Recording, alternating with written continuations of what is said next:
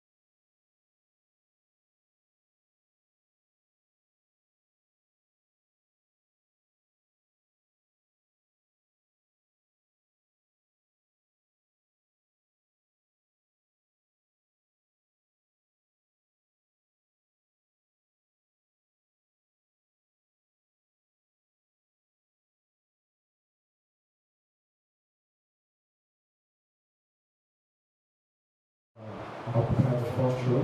Yeah, we know we started behind schedule. But one thing is sure is that we have a lot of people coming, and I think because we are in Ramadan season, so people are looking to probably break the fast before the break. But sincerely, I would like to especially appreciate everyone in your presence attending the March edition of Entrepreneurs of Every Kind. It's a great pleasure to have you all. Please give yourself a round of applause. Thank you so much.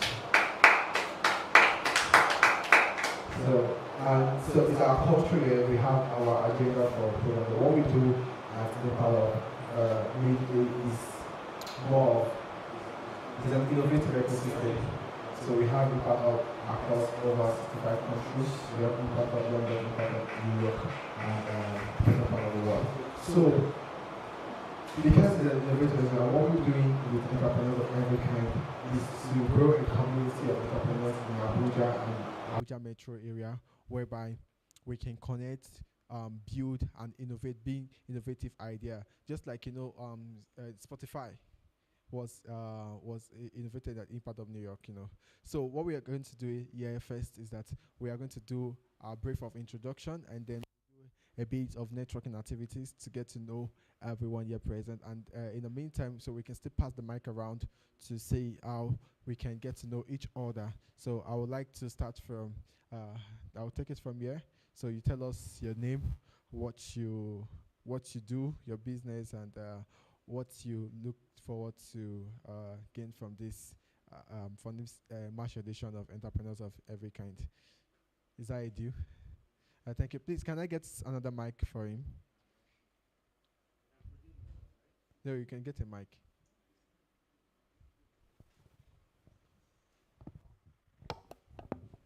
All right, good evening. My name is Anthony Emmanuel Ian. I work with Potas Gallery Initiative, and I'm expected to understand more in this training or entrepreneurial advice to gain more knowledge where I'm lacking. I think that is basically it. Impressive. Thank you. Please pass the mic. You can give it to him. Good evening, everyone. My name is Efe Omon. I'm a fashion designer and a property agent. I'm here just to meet new people and learn new things. Thank you. Yeah, please, a round of applause. Thank you. So good evening, everyone. My name is Toluwani, and I lead growth for Cocodio. So Cocodio is a Pan-African commodity bank, and just here to I saw the advert. I was on all events the other day, and it popped up on my screen. I was like, wow, this might be a good avenue to meet new people, in the value chain sector, and I'm happy to be here. I look forward to more learning and engagement over there. Yeah, thank you, sir. What stood out for me was the fact that it's an avenue to meet more people and connect in the value chain. Thank you, sir. It's nice meeting you today. Good evening, everyone. My name is Damiano. I'm an animal scientist by profession, also a climate change advocate. I'm into animal husbandry, crop production as well.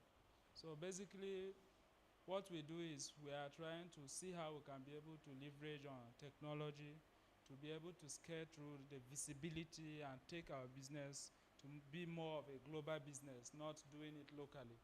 So I'm here, my expectations are to network and also to gain insight on how I can be able to explore and expand my business. Thank you. Thank you, Damien. A round of applause, please. Good evening once again. I'm Usman, a Toastmaster, Management Development Trainer, and also Education Consultant. It's incredible being in this atmosphere. I was aware of this prompt meeting, which once I had about the meeting, I observed there is something that you really want to build a community and also collaboration in this particular event. And I'm glad to have myself here to also accumulate what really is happening here. Thank you so much. Good evening, everybody. My name is Idowu Alonge. I work with Impact. Uh, I'm into agriculture crop. So is that what? Okay, I work with water as feed agent. Okay, so I'm into agriculture. I want to go animal. I'm here to. I'm here with. I want to learn more. Thank you. All right, thank you so much. So at this point, we will just have a short break. So opportunity, I will kindly ask that everyone want to put to the front row so that we can use the opportunity to network. So, just have a 5 minute to have a networking engagement. Please do it to talk to your to someone sitting next to you. Thank you. Please, I would like you to occupy the front row. Thank you. So when I'm back, we'll start the program in full.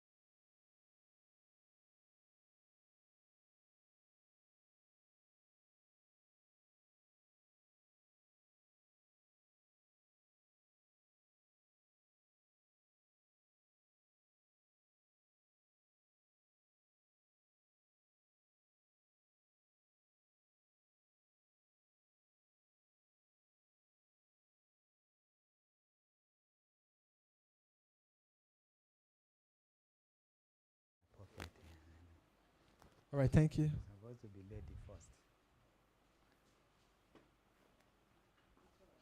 Yeah, please, can we occupy the front row? Where were you? You stand. Sit down. Yeah, thank you. Check, check, check. Maybe you sit here. All right, so before now, we're doing an introduction of who we are, what we do, and the reason why we look forward, what we look forward towards the end of this event. So once again, I would like to appreciate everyone for attending this August occasion. First off, I would like to introduce myself. My name is Sanako. I am the program associate, community I invent at Impact Up Abuja. And the Abuja Entrepreneurs of Every Kind is our monthly collective where we gather entrepreneurs in Abuja metro area.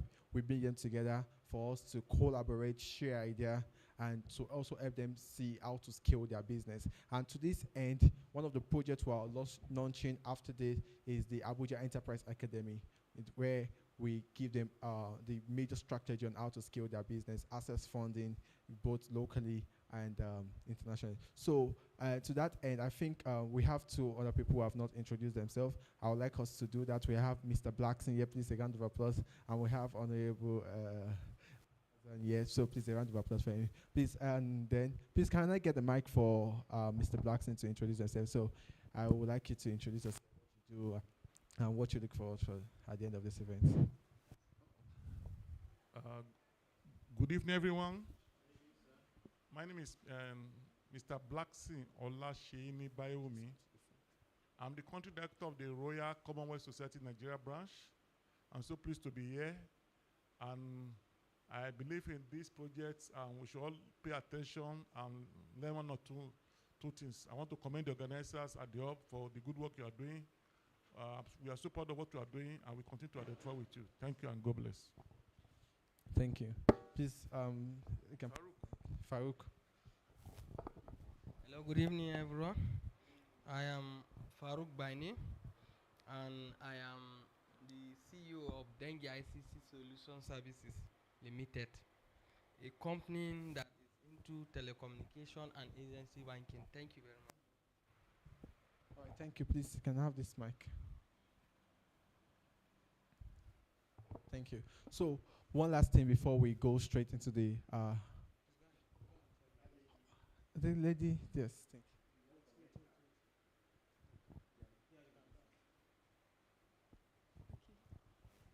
Hello, good evening, everyone. My name is Tualola, and I'm a software engineer, a freelancer, actually, and I hope to get as much from this event. Thank you. We have the last person here. Good evening, all. Yes, my name is Fishon Amos, and I'm also a software engineer. I'm happy to be here too. Now, so it's a point that everyone have value to render in growing the economy, particularly in Africa and Nigeria as a case study. So, as a software engineer, you can do something in the agricultural sector, you can scale business, and everyone, business development, we all have impact to play, because agriculture, I call agriculture as is our collective wealth. So the closer you are to the soil, the more money you make. So please give yourself a round of applause. Thank you for coming. We're so grateful. So please, I would like to make one last request. Please, I would like us to occupy the front row, please. The front row is for excellent people. Thank you. It's for excellent people, and I know we have excellent people here. We have great minds here. Please, I would like you to occupy. We have a friend of the house, and please give him the mic to do introduction, a quick introduction. Yes. Mr. Damien. Thank you. Good evening, everyone. Okay, my name is Nemeka Obai. I'm an entrepreneur. I'm into renewable energy, solar inverter system, street lights. Thank you very much. Thank you, sir. Yeah, thank you. Please, don't sit down. Please just come to the front. Thank you. Yeah, please just sit beside Mr. Blackson. He's about to go your Commonwealth. It's a good avenue to network with him. All right, thank you so much. We are still progressing in the course of this event.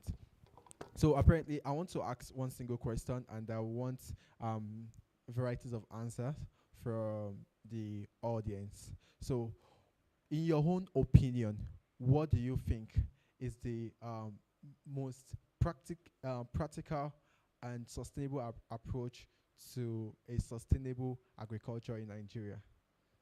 In your opinion, please, can you answer us? I know someone. Okay, thank you.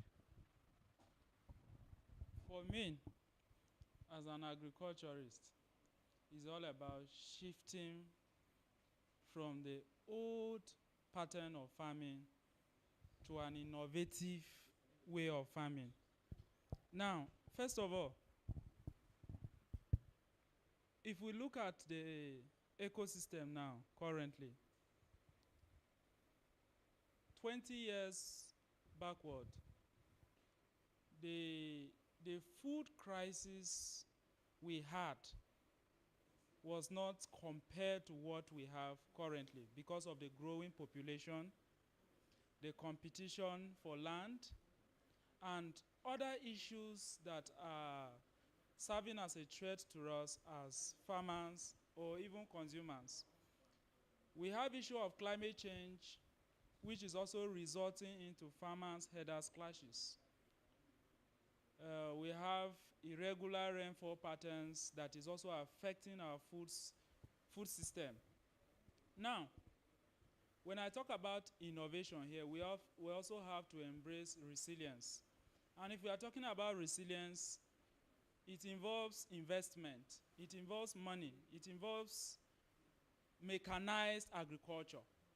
Because if you want to build resilience, you can't build resilience on nothing. You must build resilience on something. So by building resilience, you have to adopt climate smart agriculture, both for the livestock and for the crops. Before now, we were not using things like yam peel, cassava peel, maize cobs, but a lot due to food inflation and food insecurity, we have actually brainstormed or taken samples of these various raw materials to the lab to test and know whether they can be used. And of course, as a way of being in a circular economy and encouraging circular economy and the use of reusing and repackaging the waste instead of dumping them to also contribute to climate change. We also encourage that if you have your yam pea and your cassava pea, it should be recycled back and animals should be fed with it, including the poultry manure and the pig manure or whatsoever cow dung. It should be used in the farm. So as a matter of fact, innovative approaches and building resilience on innovation is the way forward for a sustainable agriculture. For livestock, we are also building resilience, adopting climate smart agriculture, using organic products to be able to feed livestock. Because before now, people don't use things like silage or hay to feed their livestock. But nowadays, we prepare silage using maize to feed livestock with it. And how can you make this silage and this maize? You can make it still from crop production. So for me, building resilience and adopting climate smart agriculture will make our agricultural system sustainable. Thank you. Thank you so much. Please, a round of applause for him. All right, do you have opinion from you or we should just move forward? You have. All right, so at this point, so we are next online. I want to introduce who we are at Impact Up. So, thank you. So here we are. Expanded vision, greater impact, global community. We are expanding significantly our community and capacity to nurture the local communities. With global appeal of change makers, leaders, and social innovators leveraging the power of entrepreneurship to tackle small and big social challenges. Next slide.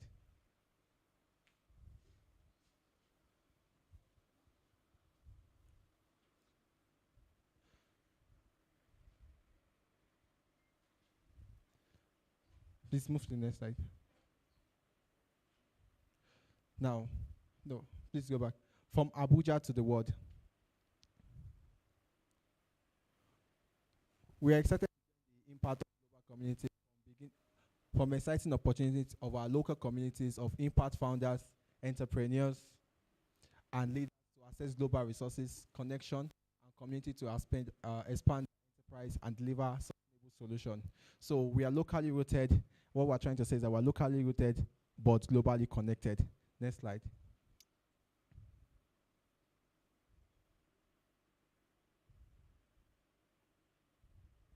All right.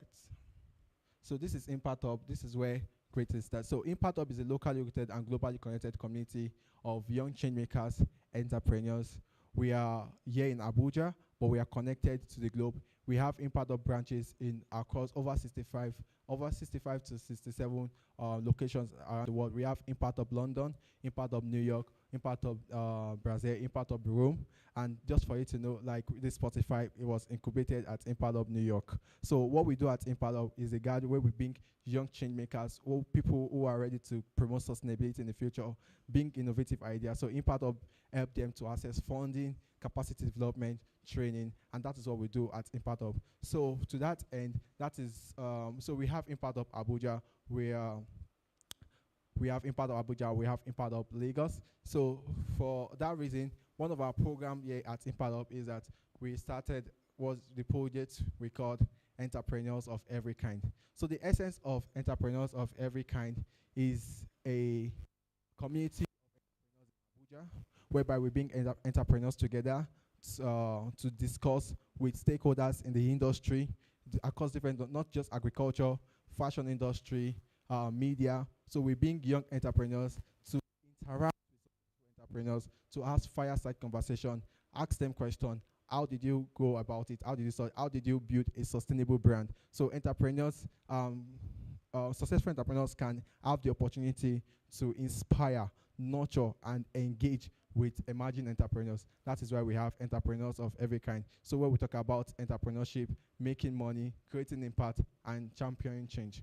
So that is where we are. And we also have other projects where we call it Abuja Enterprise Academy. So to this end, for today's edition of the March edition of Entrepreneurs of Every Kind, it's a monthly collection. We have the last one, we did it on 27th of February, where we invited Isaac Balami.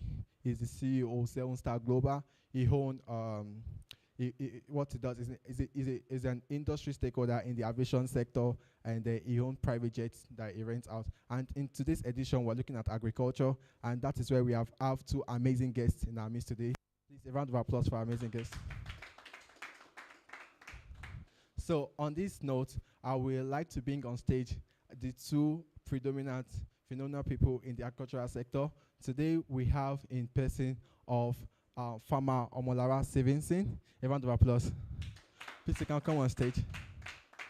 Farmer Omolara Svensson, she's the CEO. Yes, she's the CEO of OOK Group. The OOK Group is an innovative company. They have the rice factory in Kano State, Nigeria. They produce OOK rice, the popular locally grown rice in Nigeria that we eat in, particularly in southwest Nigeria. Please, a round of applause for her. You know, when women are doing great things, she's an inspiration for young women entrepreneurs. And also, she's also the founder and the president of the Nigerian Women in Agricultural Development Initiative, NWABD. NWABD is the national umbrella body for all women and youth farmers in Nigeria. And ladies and gentlemen, just to let you know, so adding to our portfolio, she was recently appointed as a special advisor to the Honorable Minister of Agriculture State as the special advisor on Women and Youth Initiative. So to this end, we have a lot of things to learn from Farmer Omolara Svensson today. Please, a round of applause. And more to that, she's my mom and she's my mentor. Thank you. So thank you for the privilege.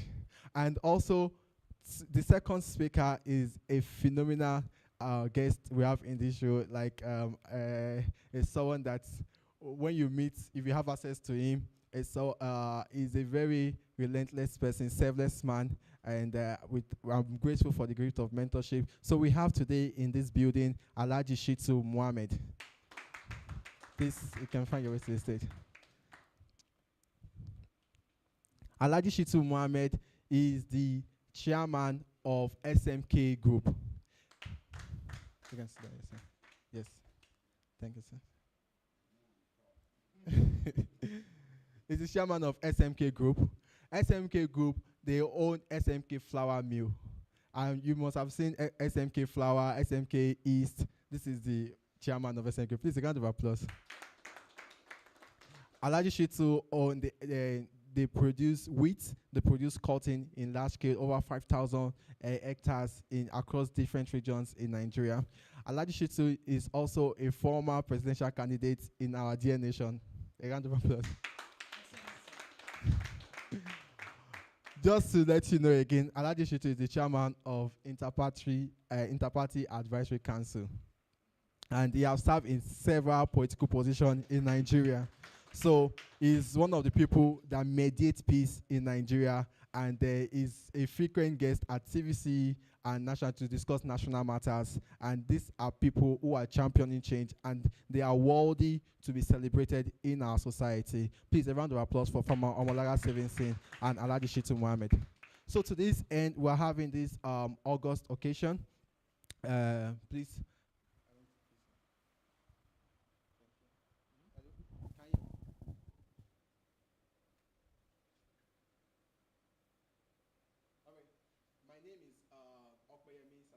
I am the, can you hear me, please? Yeah. No, I want to confirm the mic. Hello? Okay. And to anchor this show is just this young boy. I am Okoyemi Salako. I am the program associate at Impact Up Community and Events, and this is one of our grand projects, Entrepreneurs of Every Kind. So we have engaging conversation with Alhaji Shitu and from our Omolara CBC. We have tailored questions for them, and then after the question, you have the opportunity to get feedback and send in questions. So we have one-on-one interaction with them, and just so you know, you can share with your friend on WhatsApp, because this program is also live on YouTube. Oh. So you can just put it on your phone for your friend to join Impact of Abuja. Am I right? Media team. Impact of Abuja. So they can watch this program live, and then we'll continue from there. Please, a round of applause for everyone here present.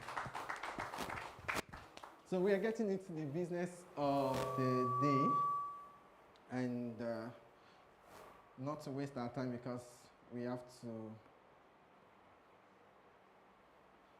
to move with the speed of life.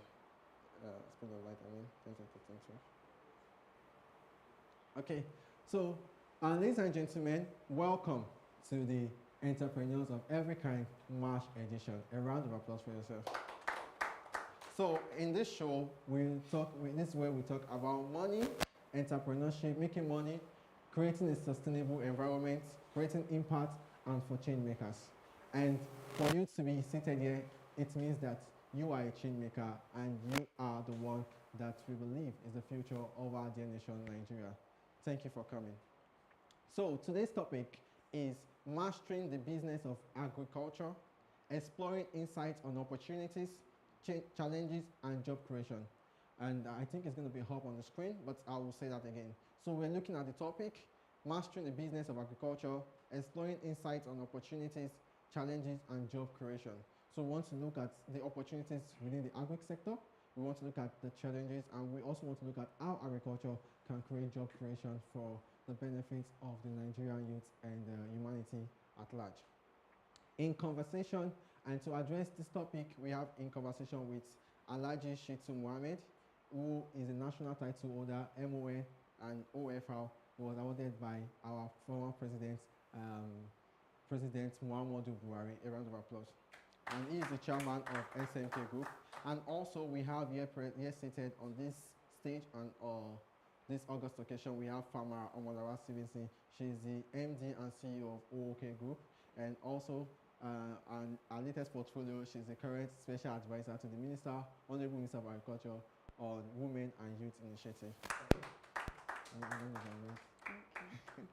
All right. So, without wasting much of our time, we are here to gain insights build connection, leverage communities, activate new knowledge, and share and learn.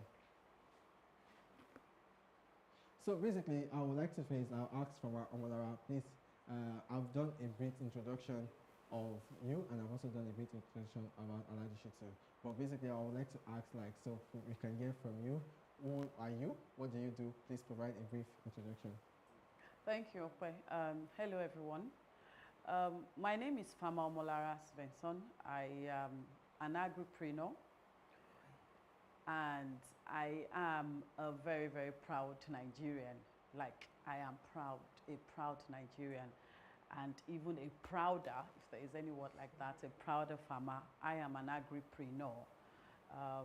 Yeah, basically, what I do is agriculture, the entire value chain. I've been in the agricultural sector for a little bit over 2 decades. I actually came into agric accidentally. That was not my first degree. Yes, but what I do is agric. That's it. Okay. Thank you, ma'am. So I would like you to say that. Good evening, all. My brothers. Okay, we have lady. I want to say gentlemen without lady. I see two ladies here. For me, I'm Shitu Mohammed Kabir, OFR. I'm a farmer. I'm a traditional ruler and a politician. As a farmer, I own about 17,000 hectares of land across 4 states in Nigeria. I'm cultivating rightly 2,000 hectares of wheat in Swashi, New Busa, Borgu local government of Niger State. And we're also doing rice for this dry season. And then I have a meal, flour meal, wheat flour meal, which is wheat and maize. Here in Abuja, established 2021, we do industrial area. And for us, we believe that if you are determined,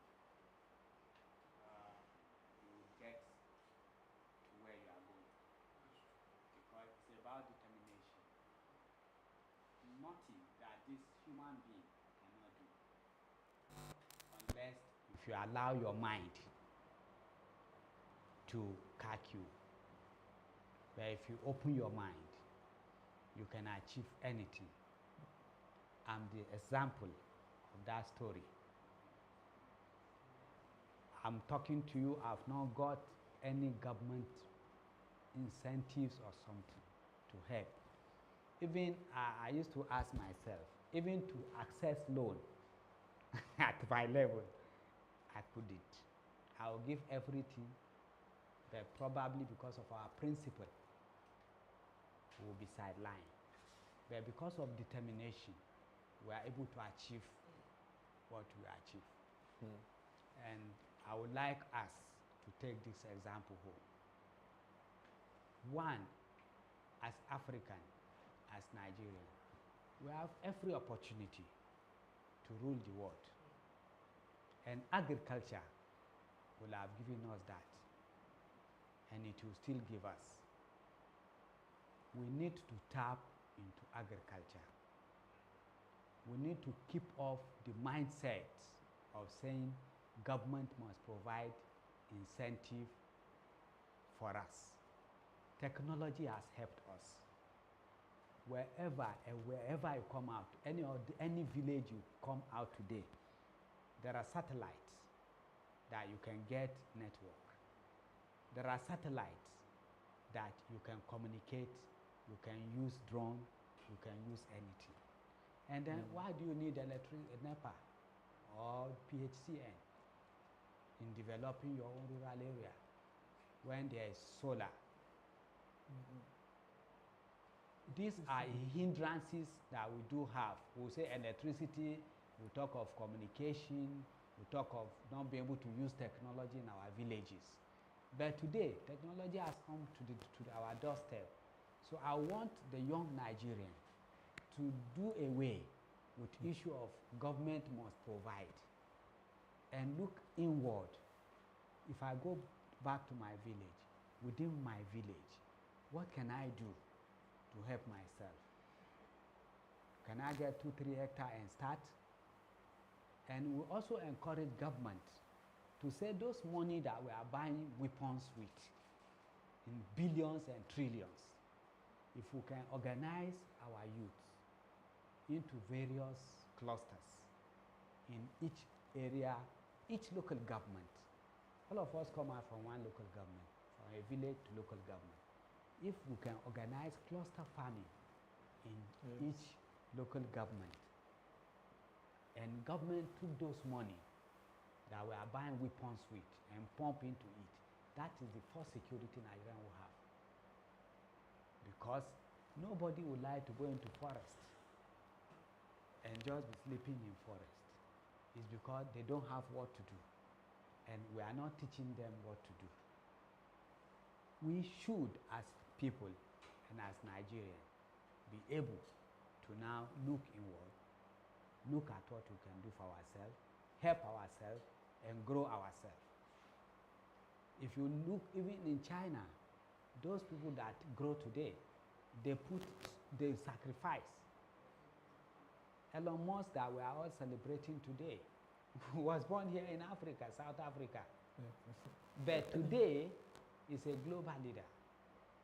He work himself, although there could be opportunity here and there, but we can also create our own opportunity in our own way. 100%. Where I'm going here is to say we should change our mindset as young people. There's opportunity in the agricultural sector, because you either come from agricultural sector area, or you come from where you have the marine. If I come from Ekpe, if I come from Bayelsa, if I come from Cross River, you find out that Indians, Lebanese, are the one going to our high sea, using our own people to catch fish, to catch shrimps, and then rebag it inside their ship there and sell it back to Nigeria. And if you go and look at the price of shrimps, it's more costlier than the petrol that we are killing ourselves with. So I'll stop here. I just reference for you to see that there's opportunity in agriculture. Wow, that was an innovative opening. A round of applause for Alaji Shitu. Thank you so much. So I will beg you for something. Okay. I'm very, very tall, and I'm not comfortable. And for entrepreneurs, if you are not comfortable with any business, say it out. As I'm talking today, give me small chair where I will sit comfortably. Because I'm too tall. Yeah, you got to think of it. Yeah.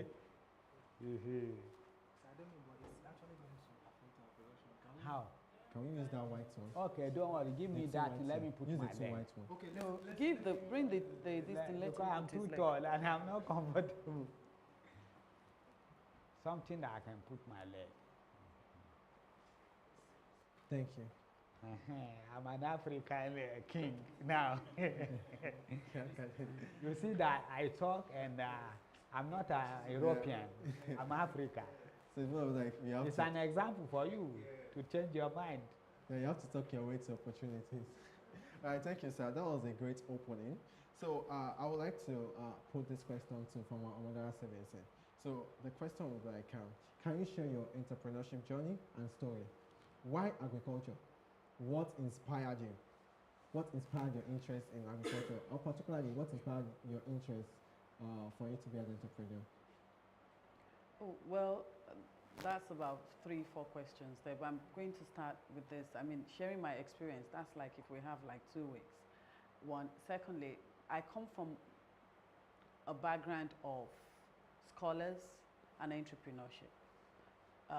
Both my grandmothers were entrepreneurs, and my father, my grandfather, they are scholars. So that was inbuilt. What drew me to agriculture? So my late husband, Mr. Engineer Svensson, was a Swedish man, and after we got married and what have you here, we had to also get married in this country. And we got into Sweden in 2003. First of all, we drove for hours and I didn't see anybody on the road. That was, that was a problem for me. Anyways, we got into Sweden and I wanted to eat. I'm a Yoruba woman. And there was no pepper. So I asked for pepper and then they gave me green pepper, yellow pepper, and red pepper. And I said to them, no, I want pepper. You know, they said, this is pepper. You know, so we then had to drive 4 hours drive from East Village to Malmö. And we still got to Malmö. The woman said, oh, I only get it in once a month from London. I, as someone coming from the background of entrepreneur, the first thing I saw was a business opportunity. So after I settled in, I knew that for me to be able to do any business in Sweden, I had to learn the language. So I went to what we call SFI, that's Swedish for invandrars, for immigrants, you know, and it was supposed to be a 3 years course. Government pays you and all. I did it in 9 months because all I wanted to do is to be able to set up my company and start trading. So I studied like my life depended on it. I studied the language like my life depended on it. Though I have some of my brothers and sisters that spent 3, 4, 5, 6 years because you get paid. It's like a job, you get paid for it. Anyways, I learned the language and I started African Way Cafe. And I started bringing Nigerian food into Scandinavia. Now, not just Sweden, you know, those that are in Norway, those that are in Denmark. And Malmö is a border town between Sweden and Denmark. And that was how it all started. So I saw that living in Nigeria, I wasn't, you know, we're so blessed in this country and we're spoiled. That is the truth. We're spoiled. So we take a lot of things that we can transform into wealth. We take it for granted. A country like Sweden, they can hardly harvest once a year. And it's, at the end of the day, it's potatoes. That's it. And maybe regular vegetables. Hardly harvest once a year. Because once is the weather problem, and then their soil is too rocky. There's a lot of stones in it. So when I started, then companies started approaching me. And they started asking for things that we don't pay attention to. At home, they say, can you get us some 100 tons of soya? I said, what you want to do with soya? Oh, no, we'll take. We need corn. You know, things that we take for granted at home. We need dry chili. And that was how I started. So I then went and saw, okay, agriculture, what are the opportunities in it? That was when the training we did in secondary school came back, you know, your cash crop, your staple crops and all. And that was how it all started. I remember my first shipment ever of food produce. It was in a 20-load container from Lagos then to, I went through the UK. And as of then, I made a profit of well over 2,500 euros. I was selling a bottle of palm wine for 99.9 euros then in Sweden. So this was what dragged me to agriculture. So when I started ordering my stuff from Nigeria, and I'll ask for beans, half is stone, another quarter is shaft, then the other one is dust. And they started rejecting my product. So I came back home and I said, you know what, I'm just going to do a certificate course in agriculture just so I understand it. So I came back home, I started buying my product from the market, packaging them, drying, if it's vegetable, dry them, and then ship them abroad, you know. And that was how it started. And then I said, why not do like, you know, oh, okay, our logo is farm to plate. You know, why not look into farm to plate? And that was how it started. And the moment, I think the turning point of it for me was when I started exporting commodities and not food items out of Nigeria. And I saw the wealth, the enormous and unending wealth that is in the agriculture. That was the turning point for me. And I cannot or could not see myself, you know, in any other sector, doing any other thing than agriculture. So in one of those statements, like, I think you should clap again. When a woman is taking a front row in a such industry that is dominated, like I think she deserves our onions. Yeah, in the word our coach is saying, agriculture is our collective wealth. It is. So what that means, if I'm to interpret, is to say that agriculture being our collective wealth, that means that you can create wealth in agriculture. It doesn't matter your background, where you're from, who you are, your color, your race. But agriculture is like the easiest way for you to create wealth. And you know, it's a gift from God. I can tell you. All right, thank you so much. A round of applause from our Omolara Svensson. Now I can see some beautiful ladies coming in to learn agriculture. Yes. So Actually, when it comes to, sorry to just cut in there, when it comes to creating wealth for yourself, or like Alaji said, becoming an entrepreneur, it has to do with your mind, on how you see yourself as a person, and most especially how you see yourself as a Nigerian. When I said earlier on that I am a proud Nigerian, I am intentionally proud of being a Nigerian. And the only reason why I can have this mindset is because I was able to train my mind to look beyond the surface and the negativity in our dear country, Nigeria. That's one. Secondly, is me not, I'd never been anyway. I mean, I've not watched a squad game, or what you guys call it. They said if you haven't seen squad game, then you can't.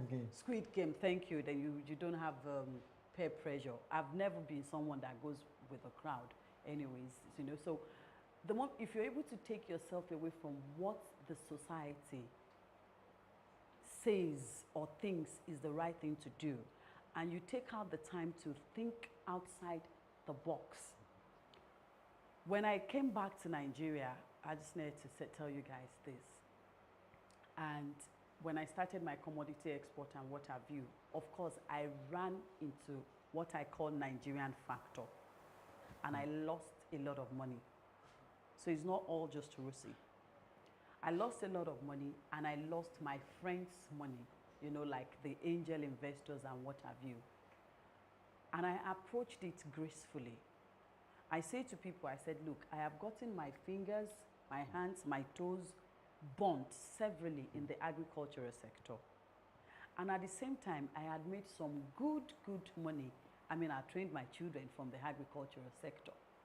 So we're not saying there are no challenges. We're not saying that Nigeria does not happen. But there is nowhere on earth that you are that does not have its own peculiar challenges and problems. So when I came back to Nigeria, and I got my first order, actually from Dubai, for charcoal. If you go to Oyo today, Oyo town today, and you say OOK Farms, they'll say, Yailedu. What that means is the woman that sells charcoal. I was one of the biggest exporters of charcoal for a period of about 8-10 years. And my mother of blessed memories, when I started newly, she would go, Alaja, she would say, Kafila, in Yoruba language, it's like, we sent you to school. You were a brilliant child. You have well traveled. Which one is charcoal? You know, that she doesn't know how to tell her Allah Salah to friends that is her daughter they're referring to as the woman that sells charcoal. I didn't let it bother me. I said, Shebi, I'm the one selling the charcoal. I'm the one that went to school. And so tell them that is what your daughter at her age, in her 30s, had decided to do. So some time after we had this, when I started, I put up some structures for her, and she was happy. She called the affairs, everybody to come and bless it, what Allah has done for her and what have you. So while the prayer was going on, they were doing, so I now told her in front of everybody that you should also thank Allah for the provision of charcoal for us in Nigeria. Because this celebration we are doing today would not have been made possible if we didn't have a particular tree called Ayin. Ayi can be found in 2 other places in the world, in Cuba and in Namibia.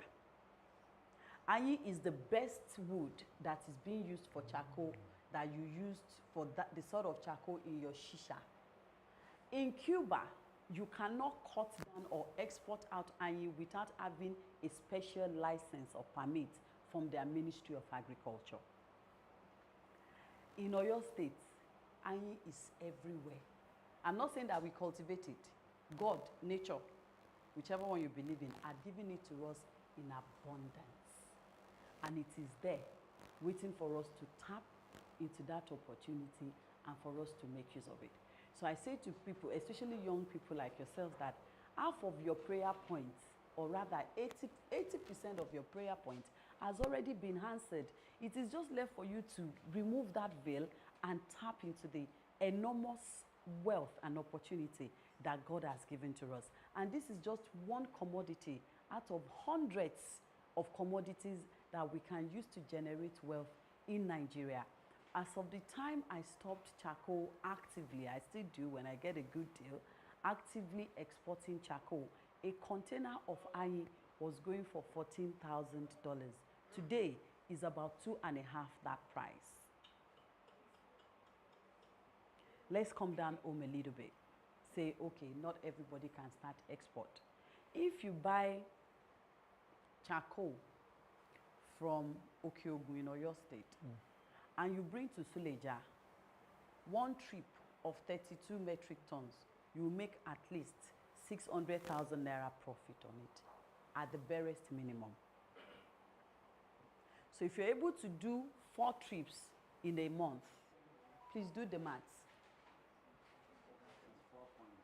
That is 4 point something, no, 2 point something, 2.4 million naira in a month. Let's leave charcoal to a side.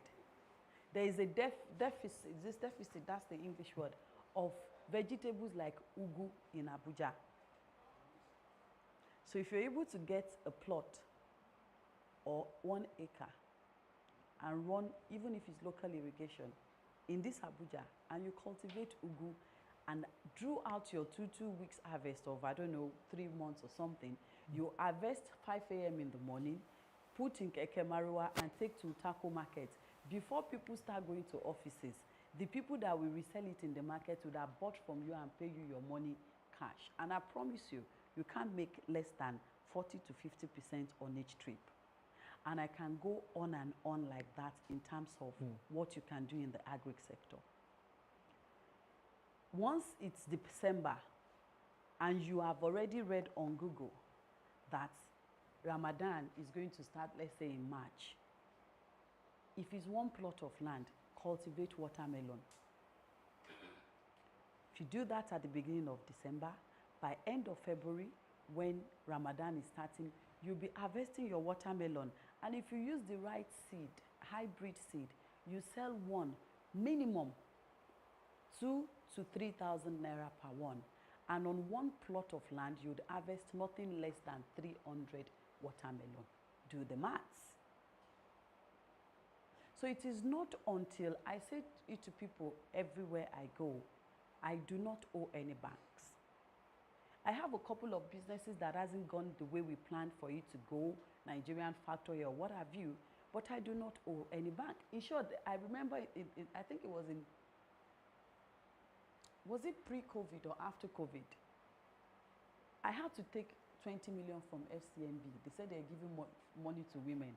So that I can know, me too, I can say I've built credit. You know how they say in the Oyibo land that what, have you borrowed money before that you paid back?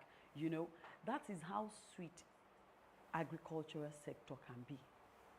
But agricultural sector is not for somebody that wants to hit. If you want to hit, keep moving.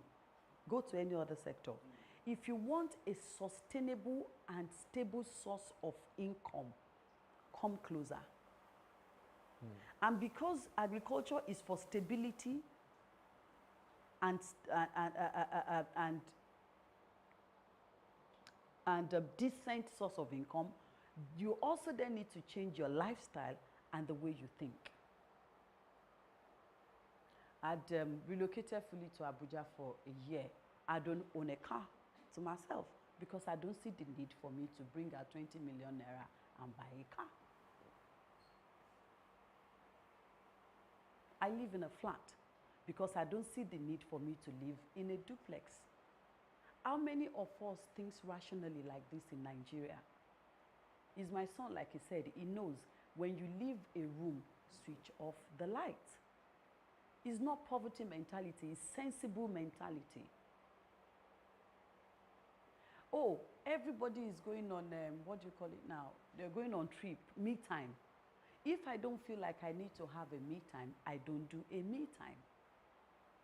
I don't own a wig. First of all, I forget, I remove it when I'm in tense meetings. Second of all, I cannot, not because I'm not poor. Agriculture and God has been very nice to me. I don't own a wig because I cannot count 300,000 naira to buy a wig. That 300,000 naira, give it to me. Come back in 1 month. So let's leave. I'm not saying, I'm not talking down on people wearing wigs, don't get me wrong. I'm just saying that for you to thrive in the agricultural sector, your mentality as a young person needs to change. You are in your early 30s. Why do you want to drive a car of 35 million? I don't understand it. Most of the roads are even bad. You see a young man that is just starting life, he has 3 cars. I'll now ask, why?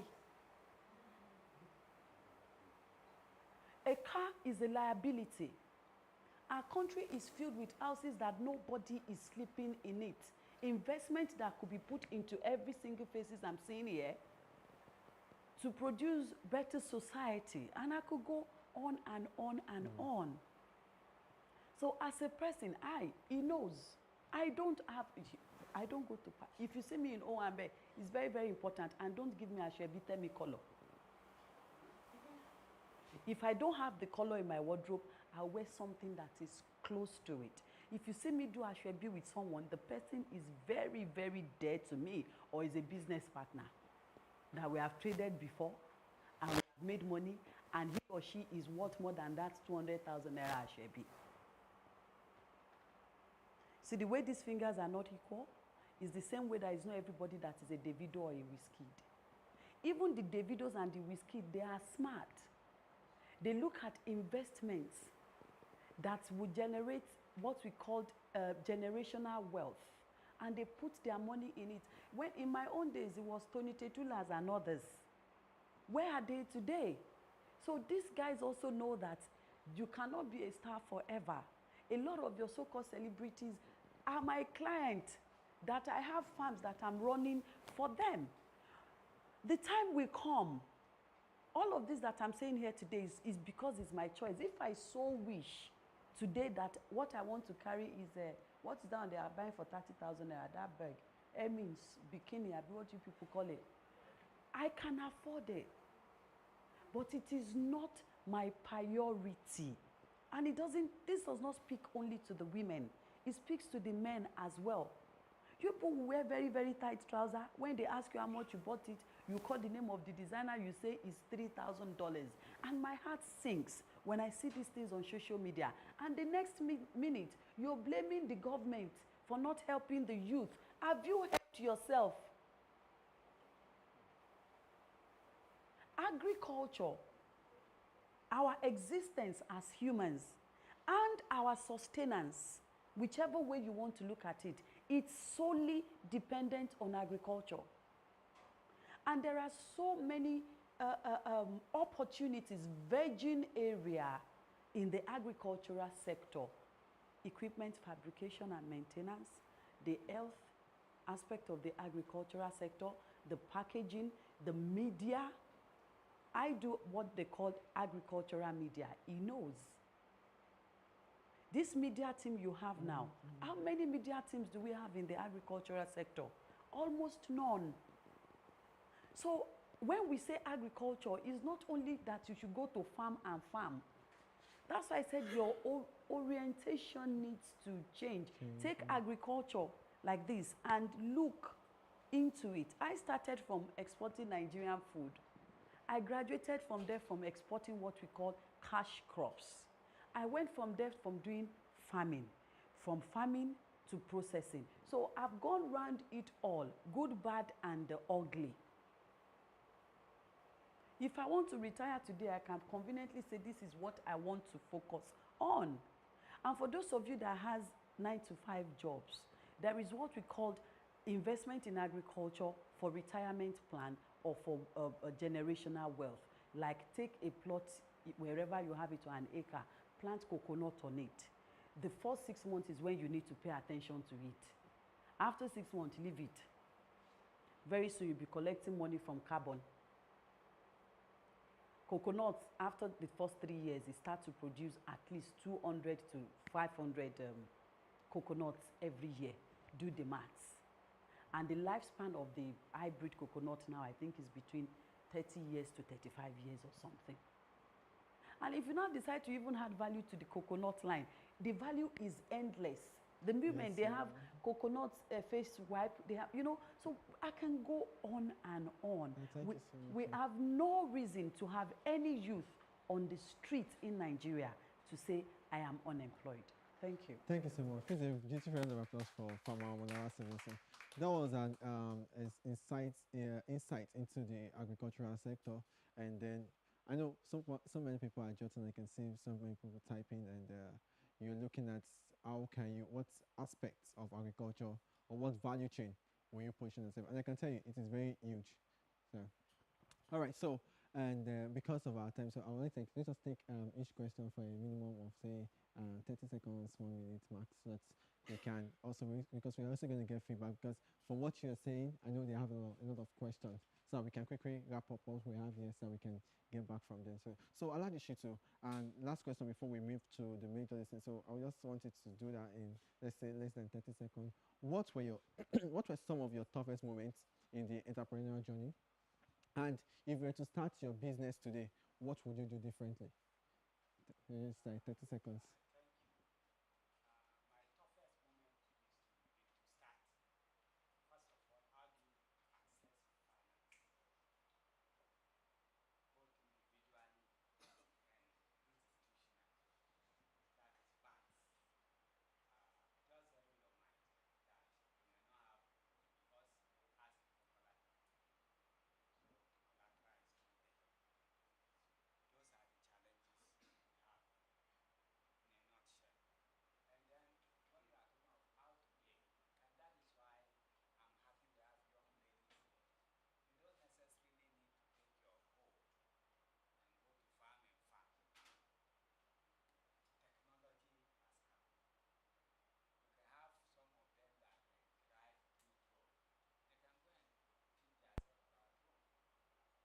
About data collection, because you can be in this room, because you know agri is a value chain, so you can look at the data collection.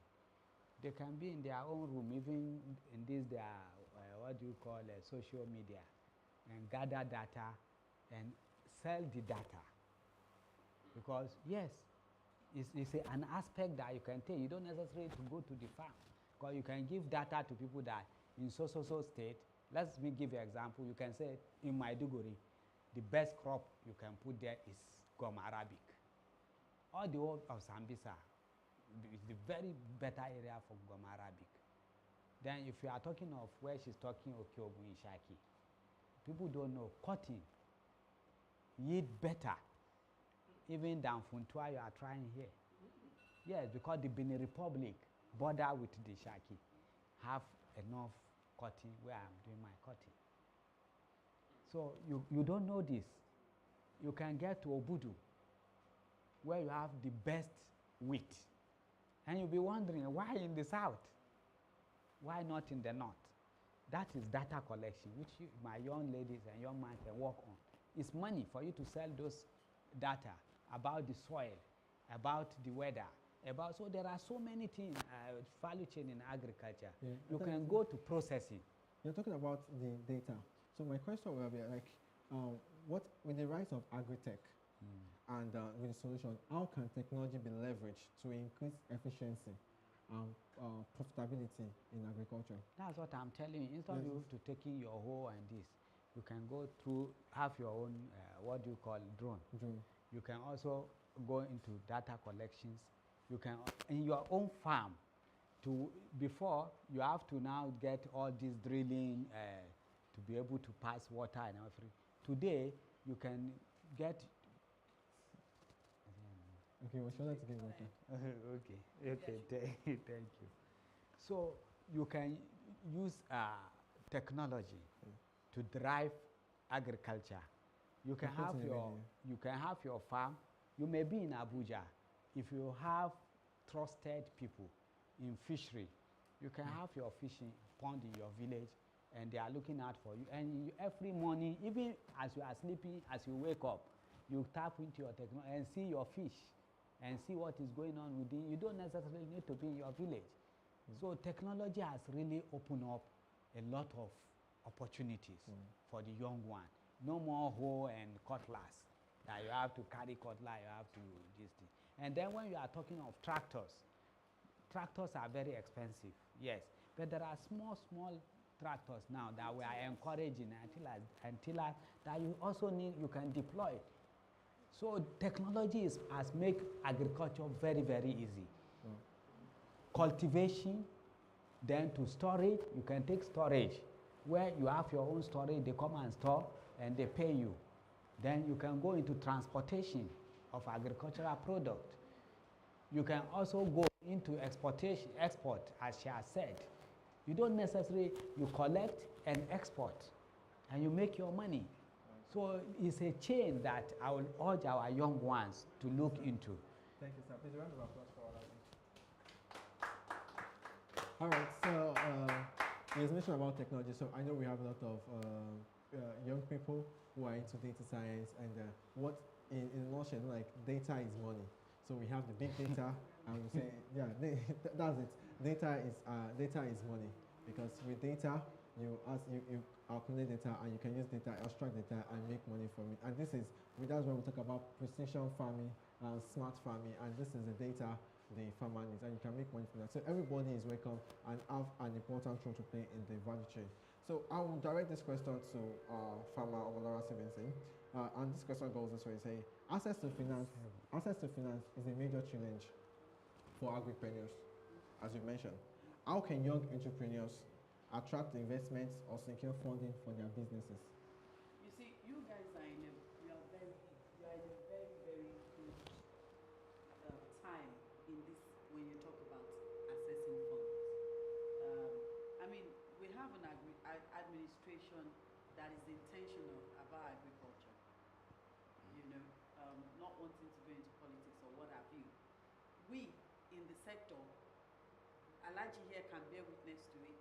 We have been complaining about food insecurity since days of Yaradua, right? Yes. None of the government had come out to say, yes, we have food insecurity. So that they came out to even say we have food insecurity is a plus to every one of you. Because what does that do? The moment the government declared the state of emergency for food and agriculture, every sector, especially the finance organizations, international agencies, their attention now is on how can we boost agriculture in the nation, which is why you yourself can bear witness to it. There are so many grants, and I'm glad every one of you have this. Even if you be staff, you will make sure you have Android phone. Access to funding is not a problem for a youth that is under 50, or let me bring it down, 40 these days. All you need to do, like I said, is take the agricultural sector and, is it bisect? That's the English word. Bisect. And bisect it. There are grants, or dissect it. There are grants at the local level. There are grants at the international level. There is a lot of opportunities for you outside. That if somebody like me comes, they will say, you're not under the age bracket of, and they go. But for you, from the age 18 up until 40, there are so many opportunities. I'm not talking government now. I'm talking agencies, international agencies. The world has food insecurity challenge. So if instead of strolling on Instagram and Twitter and what's the other one people used to dance on top of it, research. Do your research. When you do your research, you'll be able to identify these grants and what it requires in order for you to get it. And that would be a wonderful. When I started agriculture, Alaji will bear me witness again. I'm not going to call names of banks. I will go with proposals like this. And bank managers will tell me that I should go and bring something in oil and gas. There were no bank desk, agricultural desk in banks then. Now you have agricultural desk in banks. There are a lot of programs, especially for youth and women, even in our commercial banks today. So when they talk about access to funding, excuse me, one, it does not apply to you people. Alaji can say that. I can say that because they will bring age for us now, as if to grow old again is a problem. But you guys are enjoying the punishments that my generation had gone through. So you can walk into any of our banks and there's an agreed desk and they give you this and this is what you need to do. If you don't like that one, go on World Bank page, go on AFDB page, and I can go on and on, go on UNDP page. Join the organizations and associations that works and liaises with these international agencies that helps youth that wants to go into the agricultural sector. So access to funds for you guys as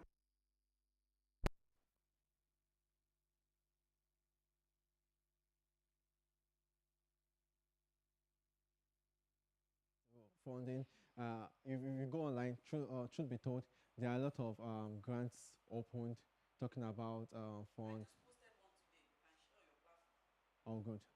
So thank you so much for that insight. And just to add to what she mentioned, for you to get access to funding, you might need to have a registered company, CSA, to make things easy for you. That's just a tip. All right. So Alaji, with your experience in the government and you are Interparty Advisory Council and your former presidential candidate in our dear nation, Nigeria. I want to ask, what are some policy-related obstacles in the agricultural sector, and how can young entrepreneurs effectively engage policymakers for reform? Because policy and being to pass is a key aspect. So, what do you think we can do?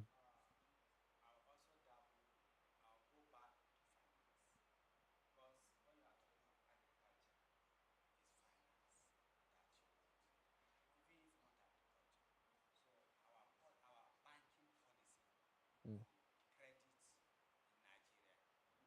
Nigeria is very, very, very tough.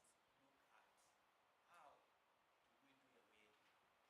Because as a farmer, you are going back to your village or in a village or a non-farming city, unless smallholder farming. The real farm, you have to go to the villages and they will tell you to bring your grandfather house in Abuja or in Lagos or in Kaduna or in Enugu if you are from the east. And maybe you have not even ever visited Enugu before, you are in the village. So the young ones should rise to say that the issue of collateral, the technology has bring it very cheap, because my farm can be my collateral. Because as a bank or as a financial institution, you can mount an office within your premises. Even if you have 100 farmers, you can be watching them on the screen from planting up to harvesting to storage. And you can mount your people to go at the time of harvesting to take whatever belongs or your own share, because you can do 60-40, you can do 30-70, whatever you agree with the farmer, you take your own and then you buy back the remaining that is their own. And that way, there's so many, technology is the best, and then we must also call for commodity exchange market, where this bank can leverage on commodity exchange and be able to now, and luckily this administration has bring up commodity exchange policy, where the commodity has been established. So it's easy for you, as she said, than we. You can go to the commodity exchange, and then they look at your farm, they guarantee you, and the bank give you in fund. So those are the only obstacles So I that see. the commodity stand more like a collateral. More like collateral. Yeah, because it's. We used to have that in Nigeria. It's just because the country collapsed and it's now Yeah. Yeah, just like the young lady who called out the president, and today we're having some couples are collecting some 7,000. I think we have we have some of them. They have power. They have power. So you don't. Sorry, my darling. You see, it's one thing for you to have power, and it's another thing for you to realize what you carry. See, all the energies that the young people today puts on what's trending, what's not trending. If you put that into understanding your rights as a Nigerian, believe me, Nigeria in the next 20 years will be the best country in the world, because you guys are in the age whereby when we were doing this, you can't, before you can even know the price of commodity in Niger State, it will take you like 3 days, because you have to wait on people that has gone on the truck Market to to come back. This I can know immediately now. With the power you carry, it's just that, I mean, this is not inspirational section, but we have to tell ourselves the truth, right? So we are not just sitting here speaking English. The energy you put on what is trending, who is saying what, which celebrity is wearing what, if you put that into understanding, who am I as a Nigerian? What does the Constitution say? What right do I have as a Nigerian? And then you divert that into not even just agriculture now, whichever sector it is that you find yourself. Our strength, like I say to my women, is in our numbers and our unity. you're talking about strength and women. Yes. Yeah. So I would like you to wrap up with this last question to say, what role can women, and talking in your position as the president and founder of the Nigerian Women in Agricultural Development Initiative, and your recent appointment as the special advisor to the minister, yeah, on youth and women initiative. So, what role can women and youth play in shaping the future of agriculture, and how can they be better supported? Okay, so there is no agriculture without women and youth. Okay. That is it. When we talk agriculture, we're talking women and youth. And it is they themselves that needs to reshape what the future will be. Just like Alaji has said. If they put their energy, everything we've been saying all day, and they come together, your strength is in your numbers. But before you can attain that strength and result, all of you have to understand what you're doing. Can two work together except they agree? So you need a set of youths that will be intentional, and women. That's what we have been doing at NWAPD. We're intentional about what we're doing. We understand who we are and the power that we possess. People say, oh, Omolara is arrogant. Yes, I am. I am, because I know who I am. And I know what I carry. So the arrogancy is not in a negative way. It is in a way that, look, I know myself. First of all, I am a Nigerian, and now I am an agripreneur. I can never go to bed hungry. People around me can never. We may not buy a private jet. Sure, you know people's priority these days is different from my own priority from my generation. But the point I'm making is, as a youth, identify like minds. We call them progressives. When you are 2, 3, 4, 5, you don't all have to be in Abuja. Identify progressives. That was how I got to know Alaji, because he's a progressive. He won't let anything hold him back. Come together. Form a cooperative. Because most of these grants and support will not go to you as Okbe. It will either goes to you as a company, and much more opportunities you get as a cooperative. which means if you are able to have solid, well-grounded, cooperative young people in the 36 states, I'm going for in solid 10 states in Nigeria, you will gradually be changing the narrative. Again, I see people will say, I'm not proud in, but you can be proud in as well. I have been playing my part in changing the narrative and shaping the future of women and youth in agriculture. If she is also doing the same thing that I am doing, and he over there is doing the same thing that I am doing, in the next 5 years, we will see the future that we want, not only in agriculture, but as a society. Because the agricultural sector is not where it is today 5 years ago. It's because of the intentional effort of likes of myself and a lot of other progressives in the industry. Thank you so much. Not working again. So while we take the final question from Alhaji Shitu, then we take questions from. I know a lot of. I can see that I know that you have a lot of questions to ask them. So Alhaji, I want to ask you this last question. And Alhaji is someone that supports the youth a lot. I can remember when I said. And women. So they call it he for she. So I remember I wanted to farm soybean, so I told Alhaji about my project, and then when I just mentioned it to him, I was like, okay, I have land though in Shaki. So when he asked me to go and take it to use it for free, and the land's about he has 5,000 hectares and 150 hectares. So he just gave me to say go and use 150 hectares for free. So this is kind of person you are talking to. Please, a round of applause for him. So thank you so much.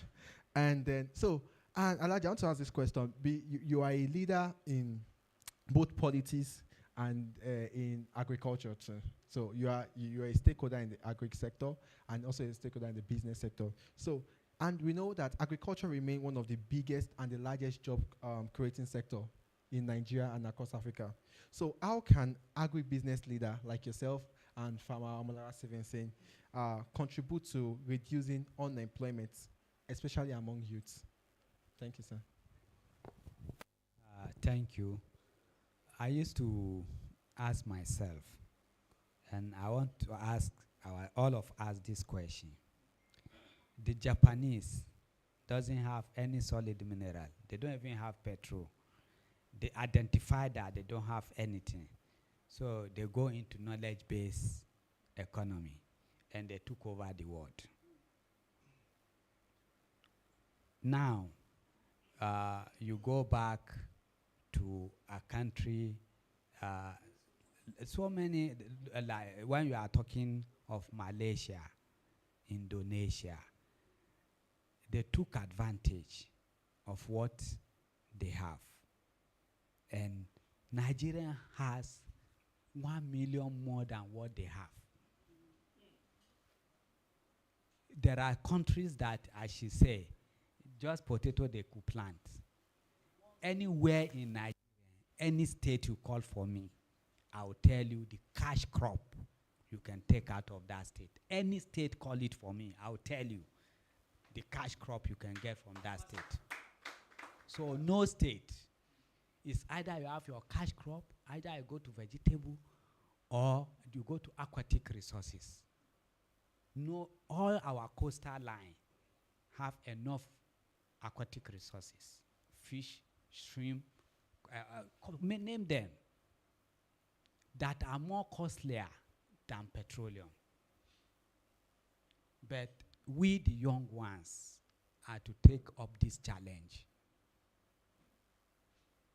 You must know that, okay, and I want to start example with myself. When I'm going into agriculture, I ask myself how I will be useful to my own immediate community. I'm Demaka Mangwagwa. I'm born and bred, grew here in Gwagwa in 1967. Abuja, that you are seeing today, grew under our feet. And I look at my people in poverty. They are impoverished.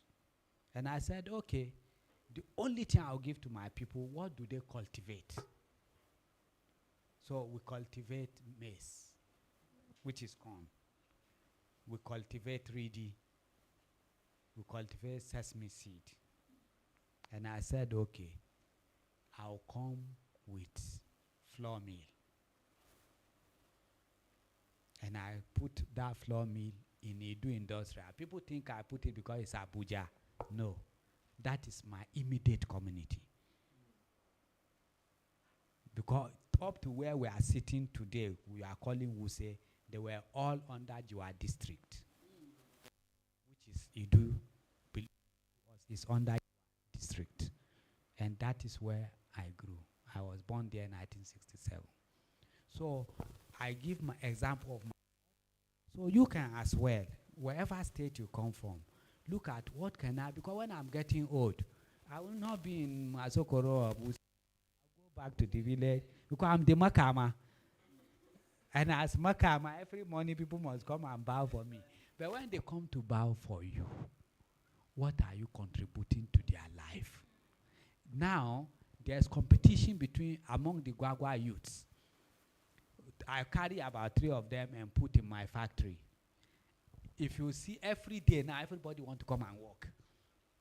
So I model of China.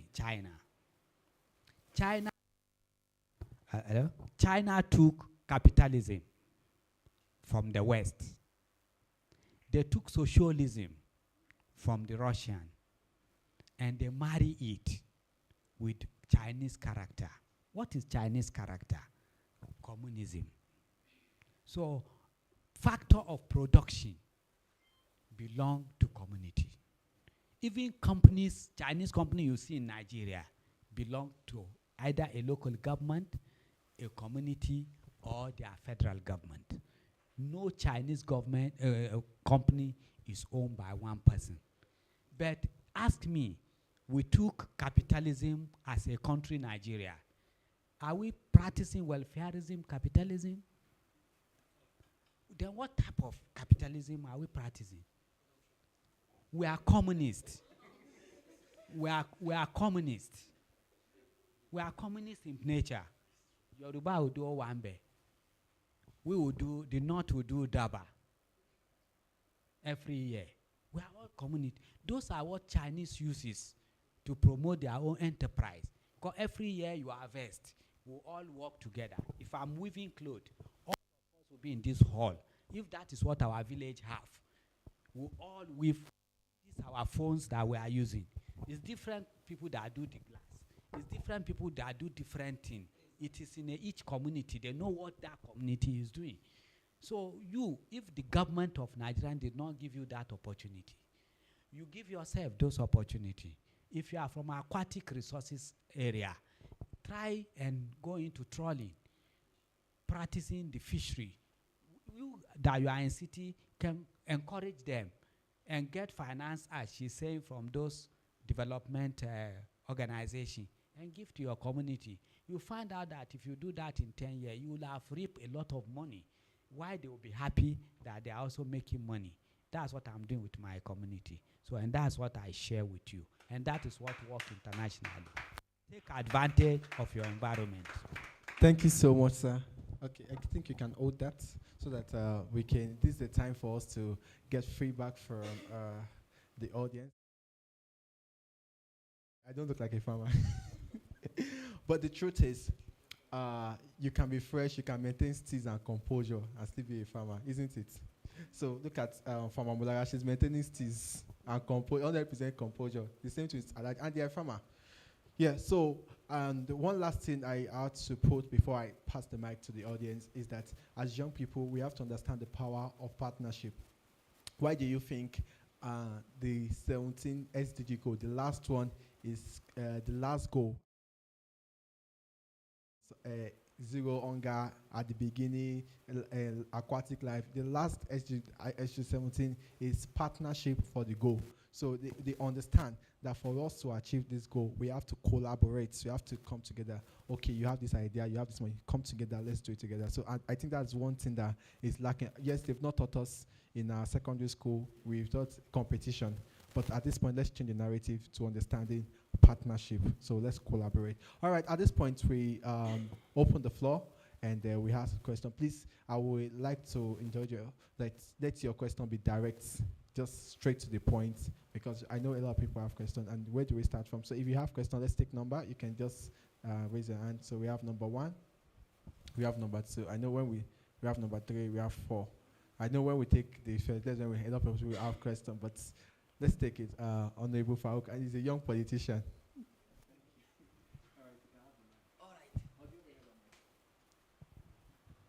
All right, thank you very much. It's a nice section. I have enjoyed it. At least my boss left. I supposed to leave with him, but I have to just stay along because I am enjoying this section. So my question goes this way. I am a village person, and most of our fellow youth home lack these opportunities. I don't know. Did you people have any campaign you set up for creating awareness and like giving them all these opportunities? Because this is my first time of hearing these opportunities. I don't know of all this going on. Most especially you, Ma. That you said, we the youth, you are so ashamed of us that you are so ashamed of us. No. Yeah, we are lazy. I'm not ashamed. I'm disappointed. Okay, so you are disappointed at us that we are lazy. I don't see a No, reason. you're not lazy. You have a misplaced priority. They are two different things. Okay, I don't see the reason why you are going to be disappointed at us. Everything you see is a knowledge. If you don't have that basic knowledge, you can't drive. You that have this knowledge, you're supposed to be enlightening others. Maybe to set up a campaign like this what we are doing now is a campaign, is a awareness. So please, if there is a means that you can reach out to the large audience, like I represent my fellow youth across the northern region, and alhamdulillah, we, the northern region of this country, they all know us into farming, but yet we are practicing the old system of farming because we do lack the knowledge and skills of the farming system of now. So please, if there is an opportunity, you can decide to be taking maybe east, northwest, Okay. Okay, so please, because of time, because I really have to go, let me just quickly address some stuff that you said. And I'm going to talk to you as a person.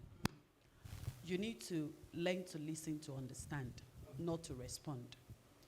Because if you had listened to understand, you would hear when we started the intro that I champion a group that is spread across the nation.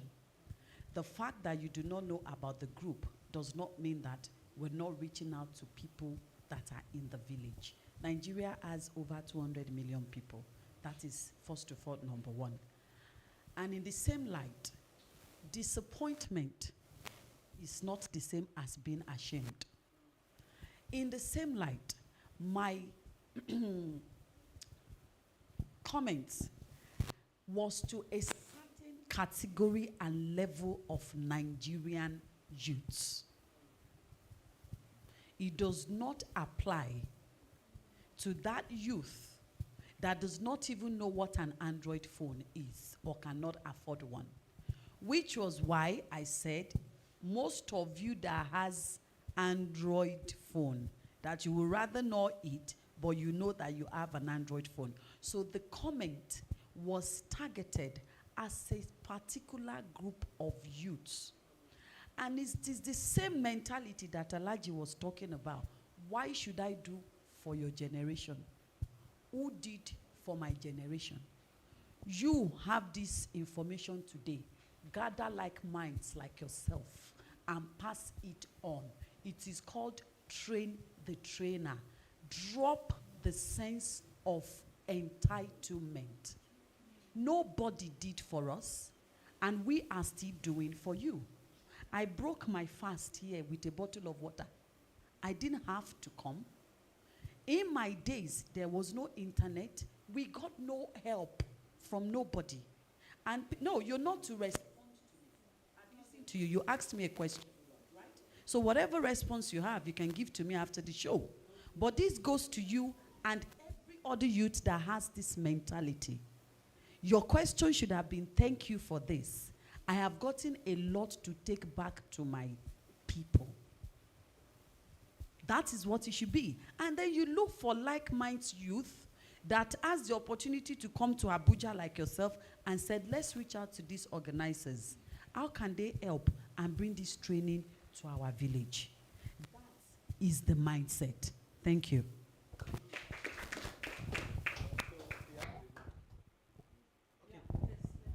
Thank you very much for this wonderful opportunity.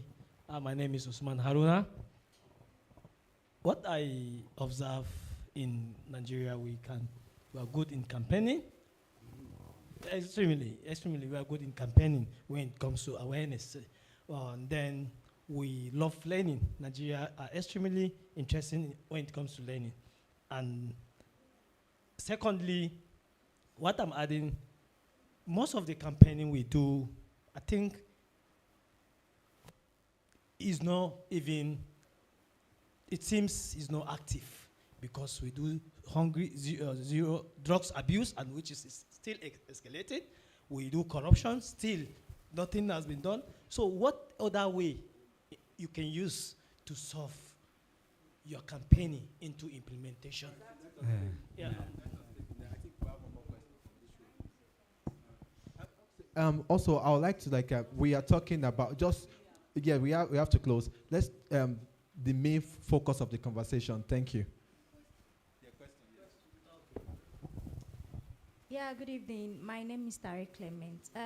You made mention of maybe if there is a Salah period, you can plant watermelon, then after some time you harvest and all. So, sorry, I wanted to ask, what if inflation drops and maybe the money, the capital you use in doing those things, and maybe when it's time to make your profit by selling, the inflation drops, how do you manage it? I want to know how to manage.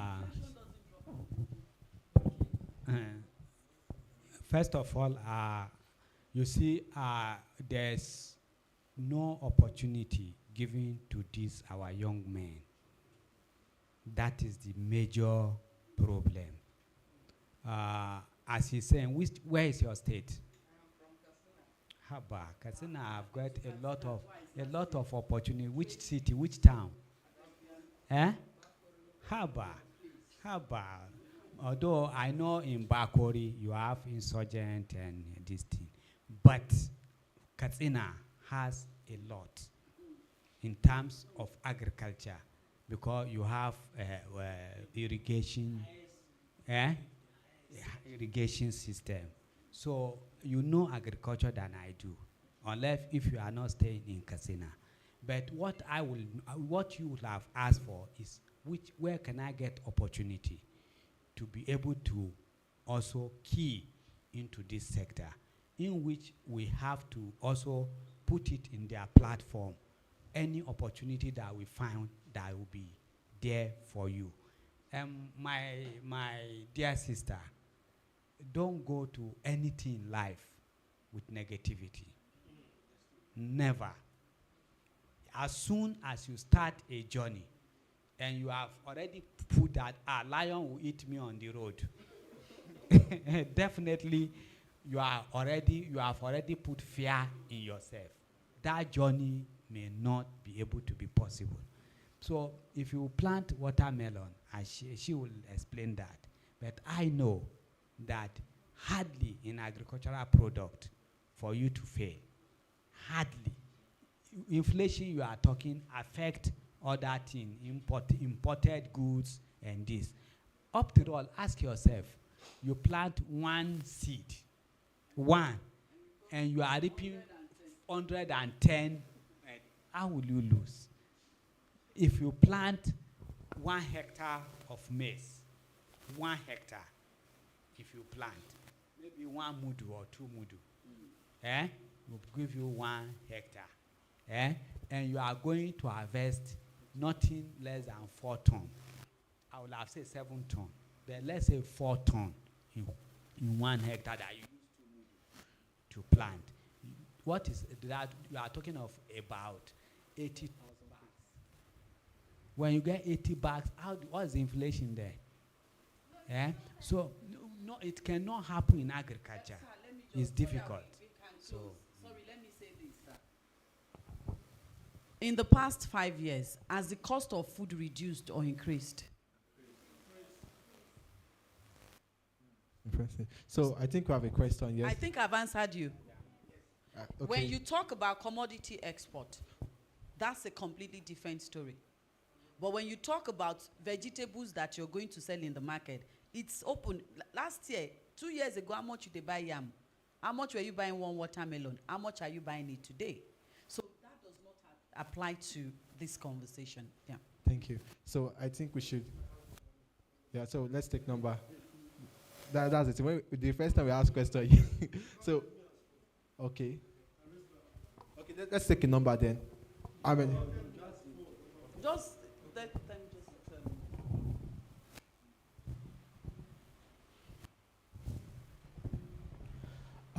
Can I say it was standard? Okay, good evening. Thank you very much for the knowledge sharing. I came in a little bit late, but from the point where you were sharing the testimony and talking about the agricultural opportunities. I grew up in a family where we were actually 60-70% of what we were raised with were livestock and crop farming. But you know, at some point, the insecurity affected some of the farm, because the last one that we farmed, 2 people were even killed close to the farm, and that was the end. We didn't go there and continue the farming anymore. But in the more open space where, far from where the security issue is, I have like an open land that have not been used for a very long time now. Though there's a building there, but the part where you're talking about the watermelon, I, for one, I know lately I've been reading and I was just thinking about reflecting back in the days of Abraham, Isaac, and Jacob. And I just told myself, we are looking out for other opportunities now, but these guys were wealthy, apart from Solomon, who had gold. Yes, they had other things, but how do Abraham sustain these servants that were with him in the house? It's agriculture. So I'm not ashamed to go back to the drawing board. And because it's been quite a long time I left there, my request is just simple. Is there an opportunity for me, even if it's a week or 2, to spend time, like a mini internship? I won't mind. Just to take me back to memory lane and then in the advanced farming, not the kind of farming I was doing Okay, there. thank you very much for your question. Sorry, now I have to really, it's unfortunate that we had the issue of insecurity in Nigeria, but it's not peculiar to Nigeria. And it is fortunate now that it is dying down, so we thank God for that, alhamdulillah. Now, to your question of you wanting to go back. The day we stop learning, according to my grandmother of blessed memory, the day as a person that you stop learning is the day you actually have died. So the training and the learning has to continue. In terms of the internship, yes, of course, why not? But even before you get to that, go just take like 1 hour, put agricultural method on YouTube. You get ideas. But I don't advise people to go into farming based on what they watched on YouTube. So yes, that internship is something we can discuss after. Another thing you can do is contact, just like I said to him, contact him, get our contact, become a part. See, for agriculture, right? If you're not within the right network, if you're not in the network, it does not matter how big you are, you would have challenges. So you have to be a part of the family. It's a network, just like it is with a lot of other sectors. It is in the agricultural network that I met. I've been able to name. We eventually met. So join the association right there on our platform. Women will pick their phone. You can tell that it's really, really low-grade Android phone, and they'll send picture. I noticed this, my chicken has not moved for the past 2 hours. What is the treatment? You see somebody say, it happened to my chicken too last week, but my vet came and said this to me. This woman doesn't have money for vet, but on the platform, she has been able to get solution to her problem through somebody that has money for pet. Please, so which seed are we cultivating this year? I've cultivated this last year. So when you are in the network, it becomes easy peasy. That even if you still need internship, it will then be on practical issues. Like when I'm going to farms on Saturday, I still go to farms on weekends. I have over 3-4 locations in Abuja's environ. So yes, that is also possible, and you are in the right way. Thank you for that. Keep it up. Okay. Good evening. Thank you for these insightful presentations you've made. Alhaji, I want to inform you that we're already doing part of what you preached here in renewable energy in agriculture, because we have a kind of solar farms that we're doing a partnership with a company in Niger State, and then we're also open to doing more partnership with you in case you're interested. So that's for that. Then I want to ask Ms. Omolara, please, I want to know, for someone that is not really rooted in agriculture, would you advise, what kind of certifications would you advise someone to get before having to dive into agriculture, not to hit the leg on the stone while doing that? Thank you. Okay, so agriculture is vast. The first thing I say to people is identify where you want to start from, which is why I tell my story. I started from selling Nigerian foods abroad, and then I started learning. And I started growing. And I sit here today, I'm speaking with you. My farm in Fashola, I'm doing over 10 acres of dry season tomato. And Abbas cannot tell me and said, I used 2 bags of urea on a so amount. I'll say, it's not possible now. It is because I've gone through the learning process myself. Right? So identify where you want to start from. He has identified I wanted to start from vegetable farming. Is a starting point. You see, agriculture is so addictive, especially when you're making money.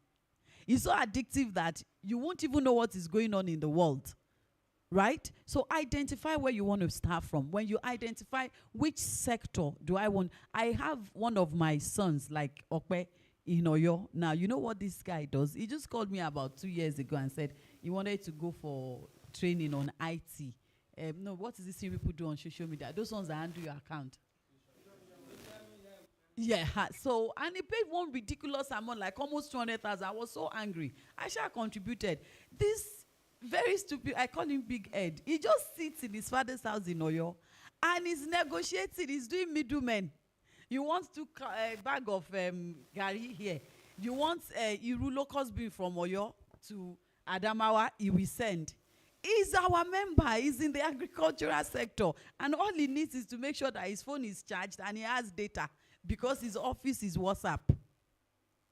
His colleagues, some of his friends, what they do is to come and get news on what Jennifer Lopez is wearing tomorrow. So that's why I said it comes down to your mentality. So identify where you want to start from. When we know where you want to start from, then one can then advise you accordingly. Thank you. Oh, okay. What we're doing to make sure that our campaigns have effect. Yes. Okay. So misplaced priority is our problem in this country, all of us. The campaigns we are doing. Okay. So let me take it. Let me take it this way. Your campaign about corruption to a group of and uneducated people. No, hang on, I'm coming somewhere. That is misplaced priority. Right? Before we can have significant progress in Nigeria, but let's bring it down to my sector. In the agricultural sector, we need to unlearn and relearn a lot of things.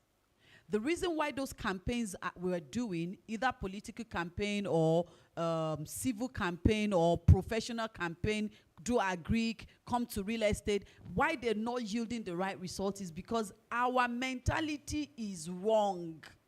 We have misplaced priority from top to bottom. I'll give you a very good example. When they increased fuel, or when the price of fuel increased, on a low key, I was kind of happy. I was expecting us to start doing carpooling as a people. Like he said, we are not communal. The Indians in London, you notice some streets, the old street that like this, the houses there is owned by Indians. You know how they were able to achieve it? When one of them comes, 5 will come, they will all live in one house. 5 different families, wives, children, they will start contributing to mortgage. When we help you and you finish your mortgage, we move to the next person's house. Within 10 years, they have bought all the houses on the street. We don't have that mentality, and that is why we are suffering. If I'm going downstairs now and I say, for example, I'm going to Utako, you're going to Utako, you're going to Utako, I will just walk past you and go. It's not my business. So until we change our orientation, our mentality, and we start being a proud Nigerian. Some people will ask me, this Nigeria, what did they do for there? You have no business in that country. I said, no, you're getting it wrong. I am proud to be a Nigerian. So until we start seeing ourselves and understanding the value that we carry, and then show the love. The day I knew Alaji, well, I've known him, but our first major encounter, we needed support. And it came through.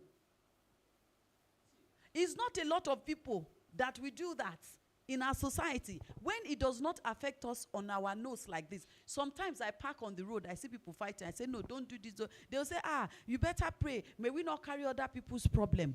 You are in Nigeria now. Your problem is my problem. Just like with this insecurity we're talking about. When it started in the north, they say, that is the problem of the north. And I tell them then in Afan, I say, Sheikh Badun, are you okay? What is happening to them in the north? It's only a matter of time before it gets to the south. So they come, they say, this youth, they are bad youth. We are all Nigerian children, because when I travel, they ask, where are you from? I show green passport. They don't look, so which tribe? No. You are a Nigerian. So until we unlearn and relearn a lot of things, and we change the way we think and we see things, and we prioritize our priority. If you bring out 20 youths out here now, you say, what is they doing? They say they want to buy a house in Asokoro. They want to drive, I know the name, Lamborghini. They want to buy gold. Ask them, after you buy this Lamborghini or Ferrari, what happens? Call out youths today. Tell them, give me definition of what success is. They will tell you, when I have 30 billion in my account. You're kidding. That is far from what success is. But that's another conversation for another day. But to answer your question, reason why these campaigns are not yielding results is like you are carrying seed that can germinate very well, and you're throwing it on a mountain. Meanwhile, I see fertile soil in the valley. That's it.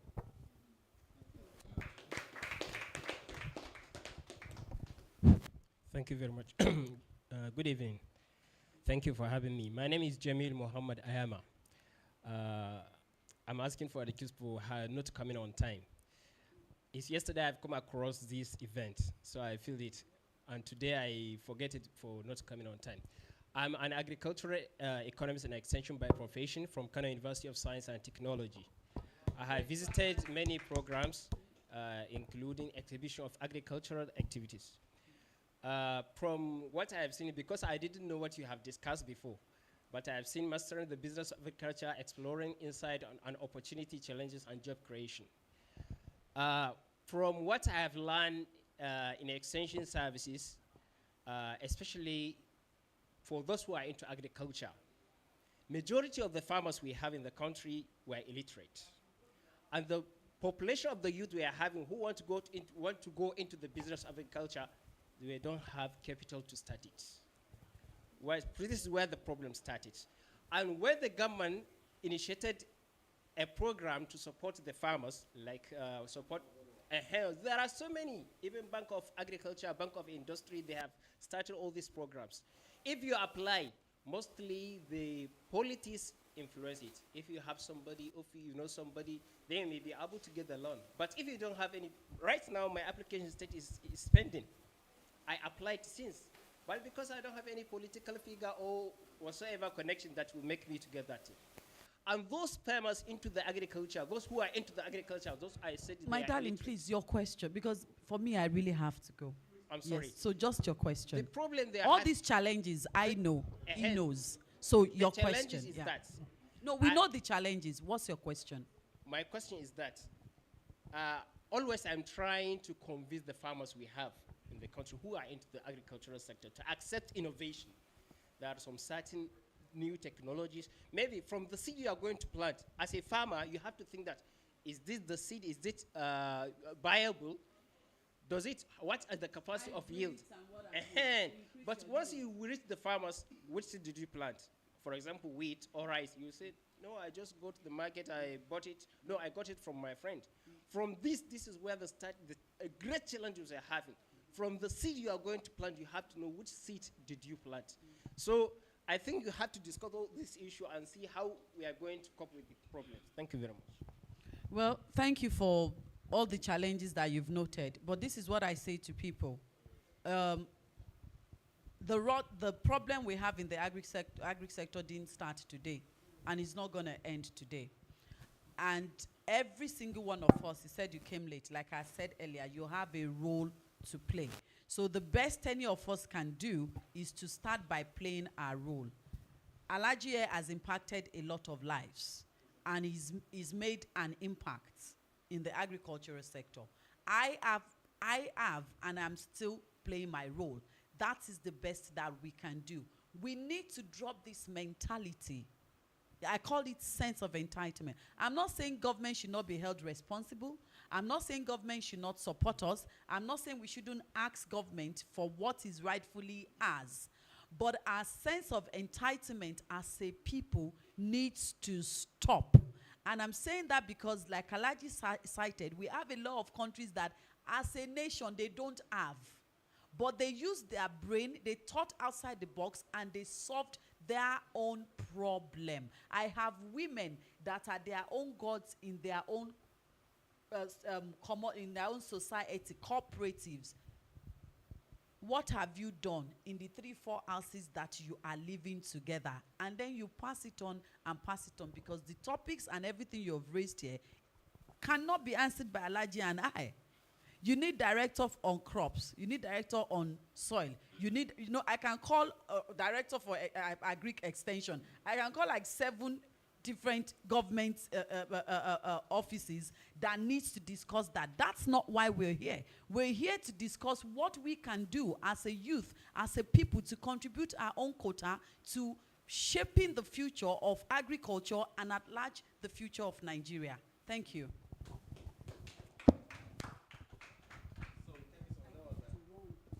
So lastly, we are rounding up, so I'll just pass the mic to Alhaji. So you should give us your parting word, and then we call it a close. Thank you, sir. My parting word is that it's a pity that capital financing is not there. It's a pity, because that will have opened, and we have been fighting to see that. I know it's there, but it's difficult.